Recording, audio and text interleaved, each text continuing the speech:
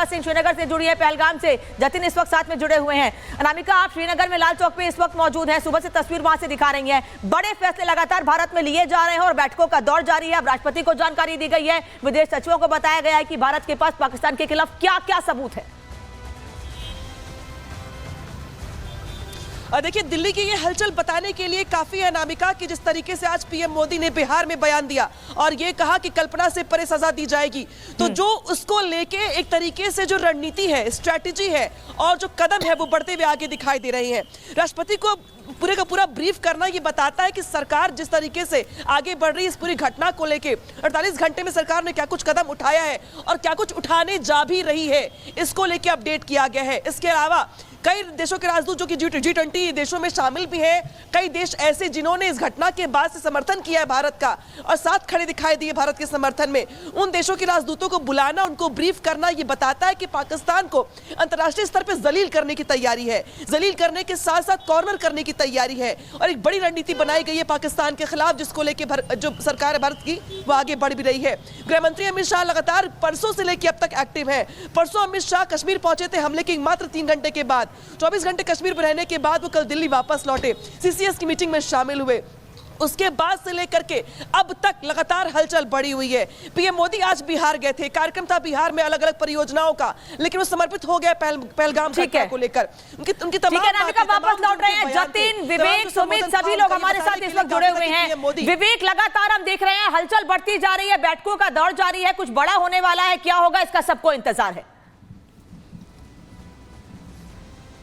बिल्कुल सबको इंतजार है, लेकिन पहले कुछ तस्वीरें हम आपको दिखाते हैं। जब फ्रेम को जब हम दूसरी तरफ करेंगे, ये सीआरपीएफ की 116वीं बटालियन का ये मुख्य जो कह सकते हैं मुख्यालय है और यहीं से सभी चीजें ऑपरेट हो रही हैं। ये बैसरन जो घाटी है जहां पर ये घटना हुई उससे 6 किलोमीटर नीचे है।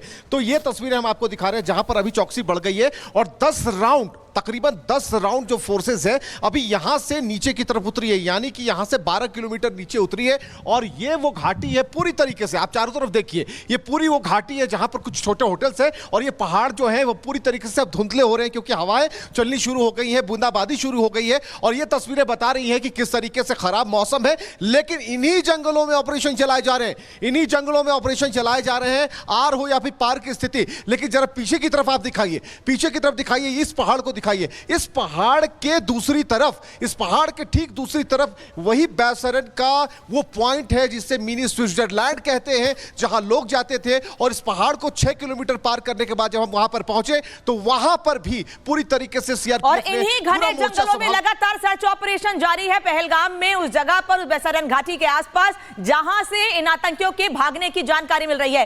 सबसे बड़ी टीम रिपब्लिक भारत के ग्राउंड जीरो पर मौजूद है। वापस लौटेंगे आपके पास, बड़ी खबर बता देते हैं। एमए में विदेशी राजदूतों की मीटिंग खत्म हो गई है।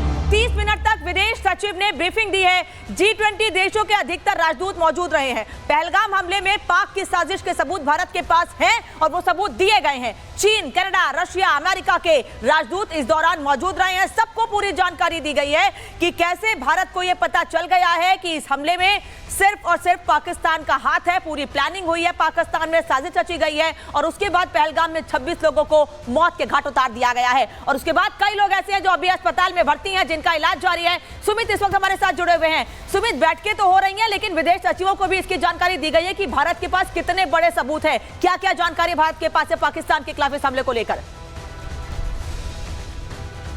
देखिए, लगातार भारत ने उन तमाम चीजों को जो है सहेजना यहां पर शुरू कर दिया है। एनआईए की टीम लगातार जो है वो जांच कर रही है और सबसे बड़ी बात यह है कि जो राजनयिक बुलाए गए हैं अलग अलग देशों के, उन्हें यह मैसेज डिलीवर किया जा रहा है क्योंकि रूस के जो है राजनयिक है उनकी तरफ से कहा गया है कि भारत कुछ बड़ा करने का यहां पर प्लान कर रहा है, लेकिन वो बड़ा क्या होगा, किस तरीके की पूरी कार्रवाई होगी। खुद प्रधानमंत्री नरेंद्र मोदी जब आज बिहार पहुंचे तो उन्होंने क्या कुछ कहा, उन्होंने कहा कि मिट्टी में मिलाने की तैयारी हो रही है। वो मिट्टी में मिलाने की आखिर किस तरीके की स्ट्रैटेजी होगी, भारत क्या सीधे तौर पर अब पाकिस्तान में अंदर घुसकर जो है वो वार करने की तैयारी कर रहा है, क्योंकि लगातार जो बैठकें हो रही हैं, क्योंकि खलबली आप देख रहे हैं कि लगातार पाकिस्तान तक मची हुई है। नेशनल सिक्योरिटी की जो मीटिंग है पाकिस्तान के अंदर हुई है, शिमला समझौते को रद्द करने की बात पाकिस्तान की तरफ से की जा रही है और सीधे तौर पर जो गीदड़ भभकी दी गई थी कि ये वॉर जैसा होगा, तो उस वॉर सिचुएशन में भारत ने तैयारियां पूरी तरीके से यहां पर कर ली है। और सबसे बड़ा सवाल यह है कि जो एक्शन अब भारत यहां पर करेगा तो वो किस तरीके का पलटवार यहां पर होगा, क्योंकि जो राजनयिक बुलाए गए हैं, जापान के हो, ब्रिटेन के हों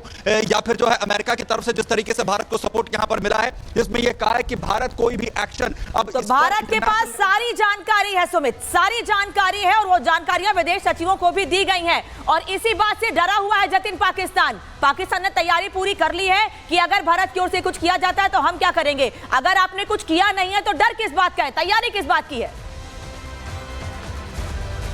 जतिन इस पर जवाब लूंगी, इस पर आपसे जवाब लूंगी। बड़ी खबर है कि भारत की कार्रवाई से बौखलाया है पाकिस्तान। छटपटाहट में भारत से सारे व्यापार बंद किए हैं, भारत के लिए एयर स्पेस तक बंद कर दिया गया है। भारतीय राजनयिकों की संख्या 30 कर दी गई है। वहीं भारत की कार्रवाई गैर कानूनी बताई गई है पाकिस्तान की ओर से। यही बात जो कर रही थी मैं जतिन, इसी पर जवाब लूंगी आपसे कि पाकिस्तान भारत की कार्रवाई को गलत बता रहा है लेकिन खुद डरा हुआ है क्योंकि इस पूरे मामले में उसका हाथ है और सबूत भारत के पास है।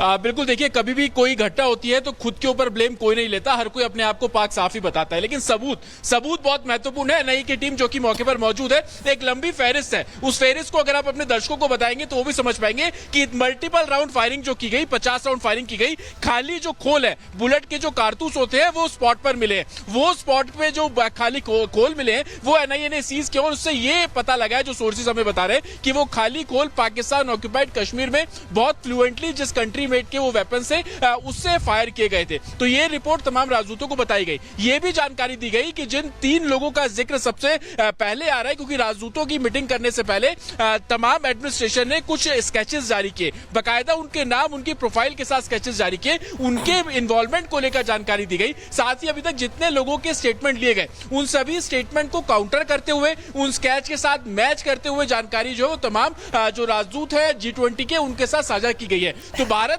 अपनी तरफ से चाहे वो अंतरराष्ट्रीय पटल पर हो, वो तमाम सबूत तमाम देशों के सामने रख रहा है ताकि अगर पाकिस्तान कुछ ऐसे काउंटर्स करता है तो वो देश भी उन सबूतों को उसके सामने, पाकिस्तान के सामने रख सके। और यही कारण है कि एनआईए की लगातार टीम इस समय यहां पर मौजूद है और इन्वेस्टिगेशन की जा रही है। मेरे पीछे आप पहाड़ी देख रहे हैं। हालांकि जिस समय राजदूतों के साथ मीटिंग हो रही थी, खुद आईजी रैंक के ऑफिसर, चाहे वो एनआईए के हो, जम्मू कश्मीर पुलिस के हो, वो यहां पर मौजूद थे और उन्होंने भी मुआयना जाकर एक डिटेल रिपोर्ट तैयार की। उस डिटेल रिपोर्ट को दिल्ली भेजा गया और उसके बाद उस रिपोर्ट को ही राजदूतों के सामने टेबल किया गया और तमाम जानकारी अभी तक की इन्वेस्टिगेशन के हिसाब से, अभी तक कितने लोगों को राउंड अप किया गया उसके हिसाब से, जिन वेपन्स का इस्तेमाल किया गया वो वेपन्स किस कंट्री से बिलोंग करते हैं उसकी जानकारी दी गई, किस रास्ते से जो टेररिस्ट है वो दाखिल होते हैं, किस तरीके से टारगेट करते हैं, रिलीजन पूछ के टारगेट करते हैं। ये तमाम ऐसी बातें हैं जो कि डिटेल रिपोर्ट के तौर पर तमाम जो राजदूत है उनको सौंपी गई है। हालांकि अब क्या करने वाला है भारत, उसको लेकर भी जानकारी मिल रही है कि कुछ बातें बताई गई है, जो सैंक्शंस लगाए गए उसके पीछे भारत की क्या मंशा थी उसके बारे में भी जानकारी जो है वो उन राजदूतों को दी गई। लेकिन सबसे बड़ी बात कि वो टेररिस्ट की गिरफ्तारी कब होगी, और यही कारण है कि लगातार सर्च ऑपरेशन इन घने जंगलों में चल रहा है। आप देखिए कि शाम का समय है, अंधेरा हल्का हल्का होने लगा है, लेकिन कैस्पर का इस्तेमाल किया जा रहा है, बख्तरबंद गाड़ियों का इस्तेमाल किया जा रहा है। सीआरपीएफ की तमाम 10 बटालियन जो है वो यहां पर तैनात की गई है, 10 अलग अलग यूनिट तैयार कर दी गई है जो कि इस घने जंगल के अंदर सर्च ऑपरेशन चला रही है। सीआरपीएफ के अलावा जम्मू कश्मीर पुलिस की काउंटर इंटेलिजेंस यूनिट, ये सभी एक साथ एक टीम में मिलकर 10 अलग अलग जोन्स में डिवाइड किए गए हैं और इन्हीं घने जंगलों में सर्च ऑपरेशन यानी एक बात तो साफ है, बहुत जल्दी उन 6 आतंकियों की जानकारी मिल जाएगी।